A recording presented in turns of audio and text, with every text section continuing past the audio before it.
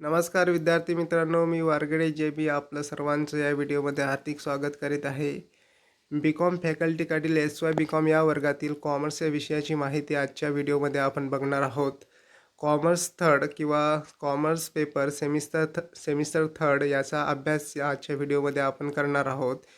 Commerce third असं जरी आपण म्हणत असलो तरी याला मॅनेजमेंट फंक्शन अँड चॅलेंज असं नाव आहे. तर मॅनेजमेंट फंक्शन अँड चॅलेंज या विषयाची माहिती आपण घेणार आहोत. या विषयामध्ये सेमिस्टर थर्डसाठी आपल्याला एकूण 4 चॅप्टर बघायचे आहेत किंवा 4 चॅप्टरचा अभ्यास करायचा आहे. हे जे काही 4 चॅप्टर आहेत त्या 4 चॅप्टरमध्ये कोणकोणत्या प्रकारचे मुद्दे आहेत किंवा पॉईंट आहेत त्याची माहिती आपण पुढे जाऊन बघूया. आता ह्याच्यातील पहिलं जे काही चॅप्टर आहे ते पहिल्या चॅप्टरचं नाव आहे इंट्रोडक्शन टू मॅनेजमेंट, म्हणजेच व्यवस्थापनाची ओळख. तर व्यवस्थापनाची ओळख आजच्या या पहिल्या चॅप्टरमध्ये आपण करणार आहोत. त्याच्यामध्ये 3 पॉईंट आपल्याला अभ्यासायचे आहेत.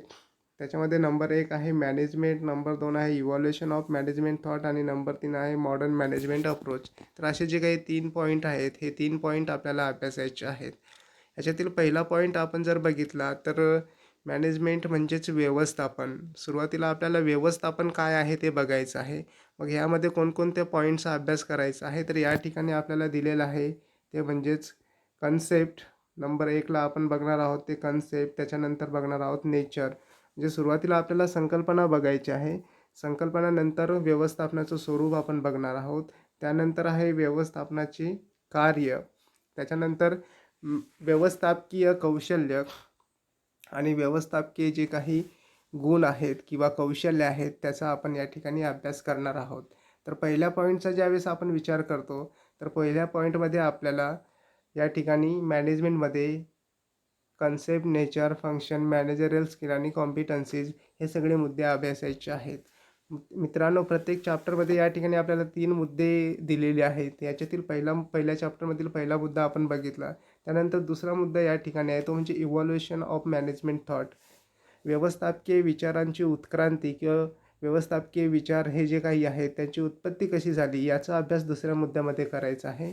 तर पहिला पॉईंट या ठिकाणी आहे तो म्हणजे शास्त्रीय अप्रोच किंवा शास्त्रीय दृष्टिकोन. आता शास्त्रीय दृष्टिकोन जे आहे त्यामध्ये शास्त्रीय व्यवस्थापन हा पहिला मुद्दा आपल्याला बघायचा आहे. शास्त्रीय व्यवस्थापन. शास्त्रीय व्यवस्थापन ही जी काही थेरी आहे या थेरीच्या बाबतीत टेलर, फ्रेडरिक विन्स्लो टेलर यांचं जे काही योगदान आहे ते योगदान काय आहे याचा अभ्यास आपल्याला करावायचा आहे. म्हणजेच टेलर यांनी जो काही शास्त्रीय व्यवस्थापन सिद्धांत आहे तो कशा पद्धतीनं मांडलेला आहे त्याची माहिती आजच्या व्हिडिओमध्ये आपण बघणार आहोत. त्यानंतर आहे क्लासिकल ऑर्गनायझेशन थेरी. शास्त्रीय संघटनात्मक सिद्धांत जे काही आहे त्याची या ठिकाणी आपल्याला माहिती या दुसऱ्या पॉईंटमध्ये बघायची आहे. त्यामध्ये हेनरी फेयल यांचं जे काही योगदान आहे ते अभ्यासायचं आहे. हेनरी फेयल हे व्यवस्थापनाचे तत्त्वज्ञ आहेत आणि व्यवस्थापनामध्ये त्यांनी मांडलेली जी काही तत्त्वे आहेत ज्याला प्रिन्सिपल ऑफ मॅनेजमेंट म्हटलं जातं ते अतिशय महत्त्वाचे आहेत. तर हेनरी फेयल यांनी 14 तत्त्वे मांडली होती. त्या 14 तत्त्वांचा या ठिकाणी आपल्याला अभ्यास करायचा आहे. त्याच्यानंतर नवशास्त्रीय थेरी जी काही आहे ती नवशास्त्रीय थेरी हा तिसरा मुद्दा दुसऱ्या पॉईंटमध्ये आहे. मग यामध्ये आपण जर बघितलं तर ह्युमन रिलेशन अप्रोच, मानवी संबंध दृष्टिकोन जो आहे तो आपल्याला या ठिकाणी अभ्यासायचा आहे. आता मानवी संबंध दृष्टिकोन हा एल्टन मेयो यांनी मांडलेला आहे. तर एल्टन मेयो यांनी मांडलेले जे काही हॉथॉर्न एक्सपेरिमेंट आहेत त्याचा आपल्याला अभ्यास करायचा आहे. हॉथॉर्न प्रयोग जे काही आहेत ते एल्टन मेयो यांनी मांडलेले आहेत. ज्यावेळेस कर्मचाऱ्यांच्या बाबतीत त्यांनी अभ्यास केला किंवा त्यांनी कर्मचाऱ्यांना वेगवेगळ्या पद्धतीनं अभ्यासलं त्यावेळेस त्यांनी हे काही प्रयोग केले होते. त्या प्रयोगाचा अभ्यास इथे करायचा आहे. यानंतर तिसरा मुद्दा जो काही आहे तो तिसरा मुद्दा आपल्याला दिसतो तो म्हणजेच modern management approach. Modern management approach म्हणजेच आधुनिक व्यवस्थापन दृष्टिकोन किंवा आधुनिक व्यवस्थापन सिद्धांत. आता आधुनिक व्यवस्थापनामध्ये पीटर ड्रकर यांचं योगदान महत्त्वाचं आहे. त्यामुळे पीटर ड्रकर यांनी मांडलेली जी काही व्यवस्थापनाची थेरी आहे किंवा व्यवस्थापनाचा सिद्धांत आहे त्याचा अभ्यास यामध्ये आपल्याला करायचा आहे. त्यानंतर आहे इंडियन मॅनेजमेंट थॉट, भारतीय व्यवस्थापनाची जी विचारधारा आहे त्या भारतीय व्यवस्थापनाच्या विचारधारेचा या ठिकाणी अभ्यास करायचा आहे. त्याचबरोबर जे काही भारतीय विचार आहेत व्यवस्थापनाच्या बाबतीत तर त्यांची उत्पत्ती आणि त्यांचं महत्त्व असं तिसऱ्या मुद्द्यामध्ये बघायचं आहे. तर मित्रांनो, पहिल्या चॅप्टरमध्ये आपल्याला मॅनेजमेंट, त्याच्यानंतर इव्हॉल्युशन ऑफ मॅनेजमेंट थॉट आणि त्याच्यानंतर मॉडर्न मॅनेजमेंट अप्रोच असे 3 मुद्दे बघायचे आहेत. यानंतर आपण दुसऱ्या मुद्द्याकडे जाऊया. दुसरा चॅप्टर आहे planning decision making. Planning and decision making. Planning म्हणजेच नियोजन आणि डिसिजन मेकिंग म्हणजेच निर्णय घेणे. तर प्लॅनिंग आणि डिसिजन मेकिंगच्या संदर्भात आपल्याला दुसऱ्या चॅप्टरमध्ये माहिती घ्यायची आहे. त्याच्यामध्ये सुद्धा 3 मुद्दे आपल्याला अभ्यासायचे आहेत. एक म्हणजे प्लॅनिंग, दुसरा आहे MBO आणि तिसरा आहे डिसिजन मेकिंग. तर सविस्तरपणे आपण तिन्ही मुद्दे बघूया. पहिल्यांदा आपल्याला बघायचं आहे प्लॅनिंग. प्लॅनिंग म्हणजे नियोजन. नियोजनाच्या संदर्भात जे काही आहेत ते नियोजनाच्या संदर्भात आपल्याला स्टेप बघायचे आहेत. तर सुरुवातीला आपण बघणार आहोत स्टेप्स. त्याच्यानंतर आपल्याला बघायचं आहे ते म्हणजे इम्पॉर्टन्स. त्याच्यानंतर बघायचे कंपोनंट्स. तर 3 मुद्दे आहेत. स्टेप्सला आपण मराठीमध्ये पायऱ्या, अवस्था किंवा टप्पे असं म्हणतो. तर नियोजनाचे टप्पे काय आहेत किंवा अवस्था काय आहेत ते सुरुवातीला बघणार आहोत. त्यानंतर नियोजनाचे महत्त्व आणि नियोजनाचे घटक असे 3 मुद्दे नियोजनाच्या संदर्भात बघणार आहोत. त्याच्यानंतर आहे कोऑर्डिनेशन. आता कोऑर्डिनेशन म्हणजे समन्वय. तर या ठिकाणी समन्वय ही संकल्पना आपल्याला बघायची आहे. समन्वयाच्या संदर्भात आपल्याला संकल्पना बघून समन्वयाचं जे काही महत्त्व आहे त्याचा अभ्यास करायचा आहे. त्यानंतर तिसरा मुद्दा जो काही आहे, दुसरा मुद्दा जो आहे तो दुसरा मुद्दा आहे MBO. MBO याला इंग्रजीमध्ये आपण मॅनेजमेंट बाय ऑब्जेक्टिव्ह असं म्हणतो. याला मराठीमध्ये उद्दिष्टानुसार व्यवस्थापन असं म्हटलं जातं किंवा उद्दिष्टांद्वारे व्यवस्थापन असं म्हटलं जातं. व्यवस्थापन संकल्पनेमधील ही एक महत्त्वाची कन्सेप्ट आहे. यामध्ये आपल्याला काय बघायचं आहे तर यामध्ये सुरुवातीला आपण प्रोसेस बघणार आहोत, MBOची प्रक्रिया. त्यानंतर आपण बघणार आहोत ते म्हणजे MBAचे फायदे. त्याच्यानंतर मॅनेजमेंट बाय एक्सेप्शन म्हणजेच MBE ही एक कन्सेप्ट या ठिकाणी आपल्याला बघायची आहे, ज्याला मराठीमध्ये आपण अपवादात्मक व्यवस्थापन असं म्हणतो किंवा पर्यायात्मक व्यवस्थापन असं म्हटलं जातं. तर या संदर्भात आपल्याला पर्यायात्मक व्यवस्थापनाचे जे काही फायदे आहेत ते बघायचे आहेत. त्याच्यानंतर एक आणखी महत्त्वाचा मुद्दा या ठिकाणी बघायचा आहे तो म्हणजे MIS, ज्याला फुल फॉर्ममध्ये आपण म्हणतो मॅनेजमेंट इन्फॉर्मेशन सिस्टम. मराठीमध्ये आपण त्याला म्हणणार व्यवस्थापन माहिती प्रणाली किंवा व्यवस्थापन माहिती पद्धती. तर त्याच्या संदर्भात सुद्धा 2 मुद्दे बघायचे आहेत. एक म्हणजे कन्सेप्ट आणि 2 म्हणजे कंपोनंट्स. त्याच्यानंतर तिसरा मुद्दा ह्या चॅप्टरमध्ये आपल्याला बघायचा आहे तो तिसरा मुद्दा आहे डिसिजन मेकिंग, ज्याला निर्णय घेणे असं आपण म्हणतो. निर्णय घेणे ही एक प्रक्रिया आहे. तर निर्णय घेणे ह्या प्रक्रियेची तंत्रे काय आहेत ते तंत्रे या ठिकाणी सुरुवातीला बघणं गरजेचं आहे. त्याच्यानंतर चांगली निर्णय प्रक्रियेसाठी आवश्यक घटक कोणते आहेत किंवा आवश्यक बाबी काय आहेत ते या ठिकाणी बघायचे आहेत. आणि एक तिसरा मुद्दा म्हणजेच निर्णय प्रक्रिया जी काय आहे त्या निर्णय प्रक्रियेवर तंत्रज्ञानाचा काय परिणाम होतो किंवा तंत्रज्ञानाचा काय प्रभाव पडतो याचा अभ्यास करायचा आहे. तर अशा पद्धतीनं या चॅप्टरमध्ये प्लॅनिंग, MBO आणि डिसिजन मेकिंग असे 3 मुद्दे आपण अभ्यासणार आहोत. त्याच्यानंतर जाऊया तिसऱ्या चॅप्टरकडे. तिसरं जे काही चॅप्टर आहे या तिसऱ्या चॅप्टरमध्ये सुद्धा आपल्याला 3 मुद्दे बघायचे. तिसरं चॅप्टरचं नाव आहे ऑर्गनायझिंग, ज्याला मराठीमध्ये आपण संघटन असं म्हणणार. जे काही संघटन आहे त्या संघटनाचा आपल्याला विचार करायचा आहे किंवा अभ्यास करायचा आहे. मग ह्या चॅप्टरमध्ये 3 मुद्दे काय बघणार आहोत तर सुरुवातीचा मुद्दा आहे संघटन. त्याच्यानंतर आहे डिपार्टमेंटेशन म्हणजे विभागीकरण आणि त्याच्यानंतर आहे डेलिगेशन ऑफ अथॉरिटी म्हणजेच अधिकार प्रदान. याच्यापैकी पहिला जो काही मुद्दा आहे त्या पहिल्या मुद्द्याकडे येऊया. पहिला मुद्दा या ठिकाणी आहे तो म्हणजेच ऑर्गनायझिंग किंवा त्याला आपण संघटन असं म्हणणार. आता जे काही ऑर्गनायझिंग आहे ते ऑर्गनायझिंग या ठिकाणी पहिल्यांदा बघायचं आहे. त्याच्यामध्ये सुरुवात ही आहे स्टेप, म्हणजे सुरुवातीला आपण स्टेप बघणार आहोत. स्टेप म्हणजेच अवस्था, टप्पे, पायऱ्या. त्याच्यानंतर आहे ऑर्गनायझेशन स्ट्रक्चर म्हणजे संघटनात्मक रचना. संघटनेची जी काही संरचना आहे तिचा अभ्यास करायचा आहे. तर यामध्ये संघटन रचना आपल्याला अभ्यासायची आहे. त्यानंतर पुढचा मुद्दा येतो तो म्हणजेच line and staff organisation. Line आणि स्टाफ ऑर्गनायझेशनला आपण मराठीमध्ये रेखा आणि कर्मचारी संघटना असं म्हणतो. रेखा संघटना आणि कर्मचारी संघटना या दोघांची जी काही वैशिष्ट्ये आहेत ती वैशिष्ट्ये आपल्याला या ठिकाणी अभ्यासायची आहेत. त्यानंतर येते ते मॅट्रिक्स ऑर्गनायझेशन. मॅट्रिक्स संघटन म्हणून ओळखलं जातं. तर मॅट्रिक्स संघटन काय आहे, त्याची संकल्पना आणि त्याच्या संदर्भातील जे काही वैशिष्ट्ये आहेत त्याचा आपण अभ्यास करणार आहोत. त्यानंतर आहे ते व्हर्च्युअल ऑर्गनायझेशन. व्हर्च्युअल ऑर्गनायझेशनला आपण आभासी संघटना असं म्हणतो. तर आभासी संघटन संकल्पनेची देखील आपण स्वरूप आणि वैशिष्ट्ये बघणार आहोत.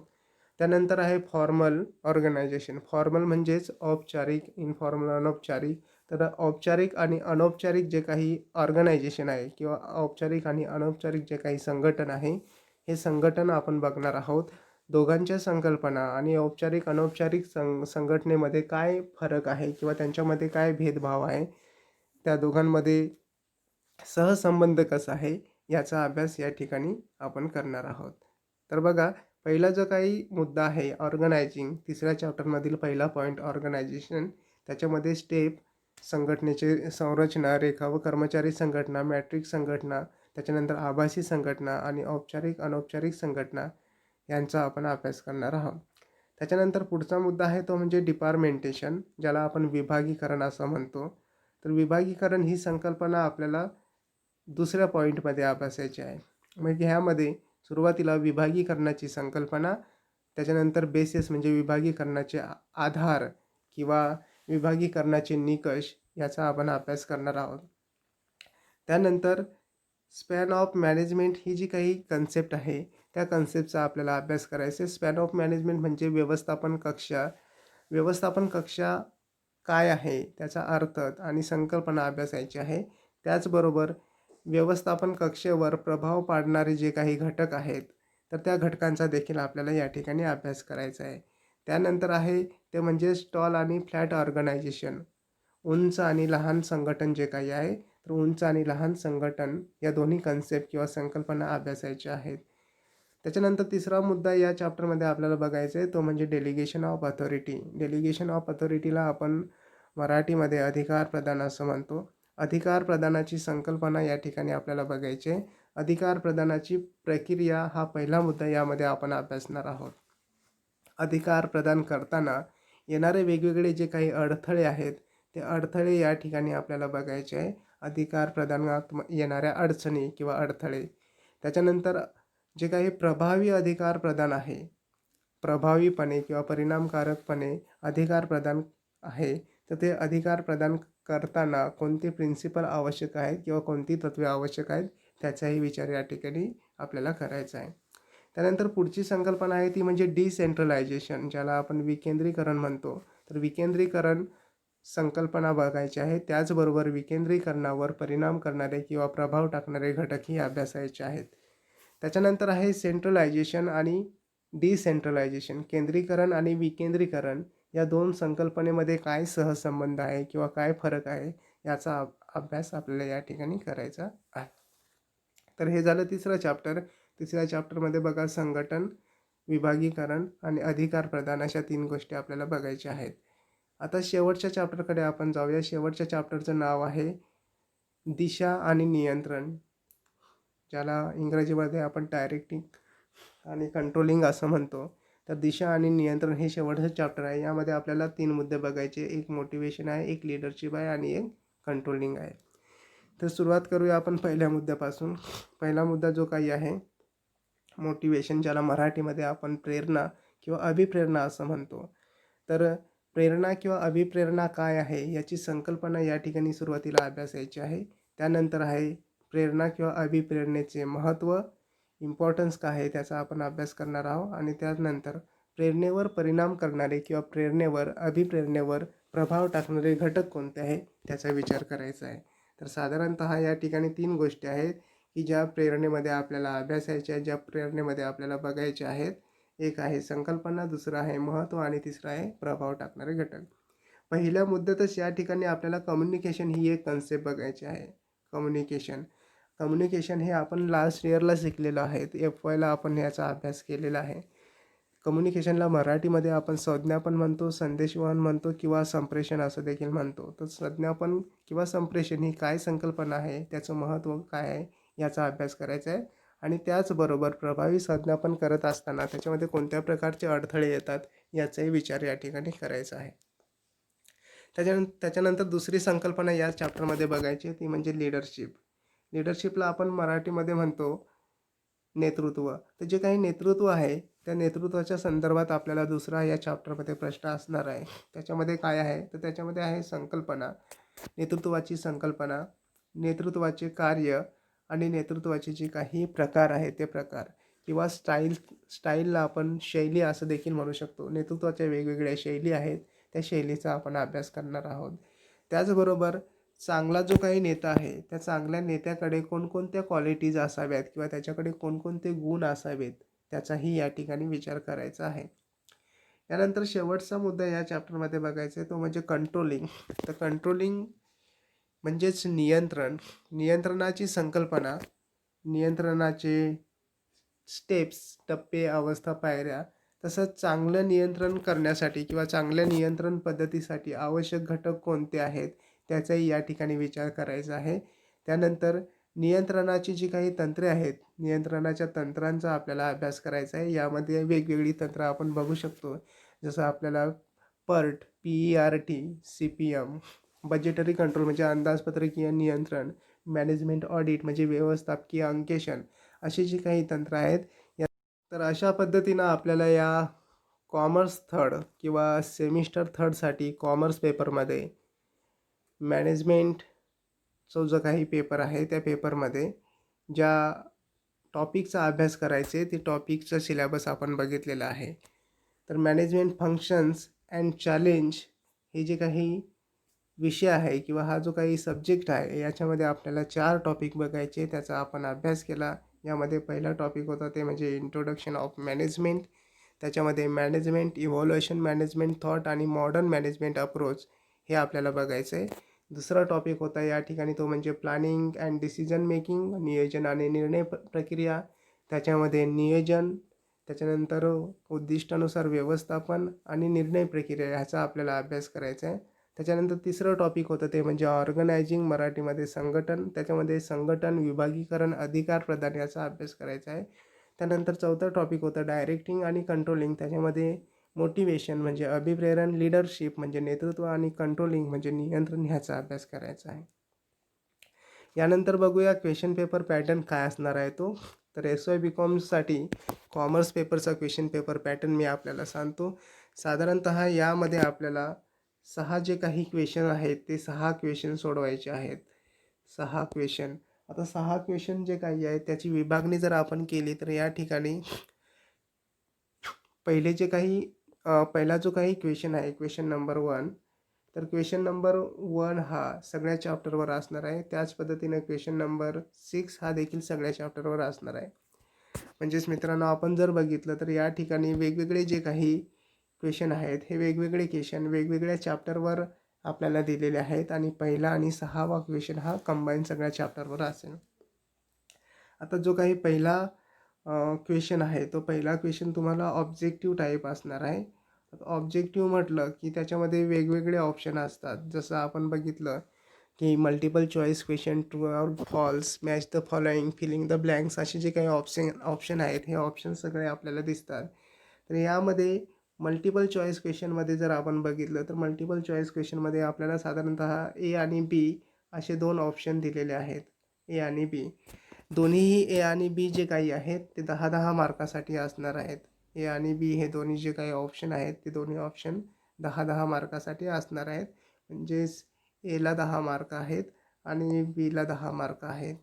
मग Aमध्ये काय आहे तर Aमध्ये एकूण तुम्हाला 12 प्रश्न विचारले असेल आणि त्यापैकी 10 प्रश्न लिहायचे आहेत. तसंच Bमध्ये सुद्धा ट्रू आणि फॉल्स तुम्हाला 12 विचारले असतील त्यापैकी 10 लिहायचे आहेत. तर अशा पद्धतीनं 2 ऑप्शनला टाकून आपण 10 प्रश्न सोडवू शकतो. त्यानंतर आहे क्वेश्चन नंबर 2. क्वेश्चन नंबर 2 मध्ये A, B आणि C असे 3 क्वेश्चन असणार आहेत. आउट ऑफ 3 आपल्याला एनी 2 लिहायचे आहेत. म्हणजे 3 क्वेश्चन दिले असणार त्याच्यापैकी आपल्याला 2 लिहायचे आहेत आणि याला मार्क आहेत 15. याचा अर्थ दोन्ही प्रश्नांना समान मार्क 7.5 मार्क दोन्ही प्रश्नांना असणार आहेत. ABC यापैकी आपल्याला कोणतेही 2 लिहायचे आहेत. म्हणजे 3 पैकी 2 लिहिणं गरजेचं आहे. तसंच या ठिकाणी तिसरा क्वेश्चन आहे, तसंच चौथा आणि तसंच 5वा क्वेश्चन आहे. यामध्ये आपल्याला सगळ्या ठिकाणी 3 दिले आहेत 2 सोडवायचे आहेत. आता यामध्ये महत्त्वाचं गोष्ट लक्षात घेण्यासारखं म्हणजेच काय, तर जो काही या ठिकाणी सेकंड क्वेश्चन आहे, क्वेश्चन नंबर 2, तर क्वेश्चन नंबर 2 जे काही आहे ते क्वेश्चन नंबर 2 आपल्याला पहिल्या चॅप्टरवर विचारला जाणार. क्वेश्चन नंबर 3 आपल्याला दुसऱ्या चॅप्टरवर विचारला जाणार. क्वेश्चन नंबर 4 आपल्याला तिसऱ्या चॅप्टरवर विचारला जाणार आणि क्वेश्चन नंबर 5 आपल्याला शेवटच्या चॅप्टरवर विचारला जाणार. मी सुरुवातीलाच म्हटलं की पहिला क्वेश्चन आणि लास्ट क्वेश्चन, पहिला क्वेश्चन जो काही आहे आणि लास्ट क्वेश्चन जो काही आहे तो कॉमन असणार आहे. म्हणजेच चॅप्टर 1, 2, चॅप्टर 4 याच्यावर क्वेश्चन नंबर 1 आणि क्वेश्चन नंबर 6 कंबाईन विचारलं जाणार. बाकीचे जे काही क्वेश्चन आहेत हे क्वेश्चन मात्र चॅप्टर वाईज असतील. आणखी महत्त्वाचं म्हणजेच क्वेश्चन नंबर 6 जो काही आहे यामध्ये एकूण तुम्हाला शॉर्ट नोट 6 विचारला जाणार आणि त्यापैकी तुम्हाला लिहायचे आहेत शॉर्ट नोट 4. कारण शेवटचा जो काही क्वेश्चन आहे तो आहे 20 मार्कासाठी, ज्यामध्ये आपल्याला 6 पैकी 4 शॉर्ट नोट अशा सोडवायच्या आहेत. तर हा क्वेश्चन पेपर पॅटर्न आहे. या क्वेश्चन पेपर पॅटर्नमध्ये आपल्याला 100 मार्काची परीक्षा द्यायची आणि एकूण 6 जे काही क्वेश्चन आहेत ते 6 क्वेश्चन सोडवायचे आहेत. तर या आजच्या व्हिडिओमध्ये आपण commerce paper 3 management function and challenge किंवा व्यवस्थापकीय कार्य आणि आव्हाने याचा जो काही अभ्यासक्रम आहे तो अभ्यासक्रम बघितला. पुढच्या व्हिडिओमध्ये आपण पहिल्या चॅप्टरला सुरुवात करणार आहोत आणि पहिलं चॅप्टर काय